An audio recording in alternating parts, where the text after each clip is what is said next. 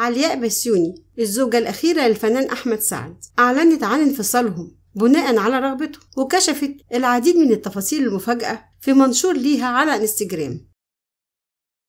كشفت علياء بسيوني كواليس وأسرار انفصالها عن أحمد سعد، وقالت: أنا حقيقي تعبت فيها لوحدي، وحاولت وعديت مواقف كتير محدش في مكاني يقبلها علشان الأسرة دي وعشان المشوار اللي أنا بديته وما كنتش حابة إنه ينتهي. شكرا على توقيتك الجميل، وأنا قاعدة ببنتي 3 أيام وإنت مش عارف حاجة علشان مشغول في الساحل وخروجاتك وبعدها شغلك أكبر. شكرا على المقلب اللي أنا أخدته في العلاقة دي، واللي كنت فاهمة إن ليها قيمة، ببني وبضحي وبتنازل عشانها، وإنت طلعتها ولا تسوى.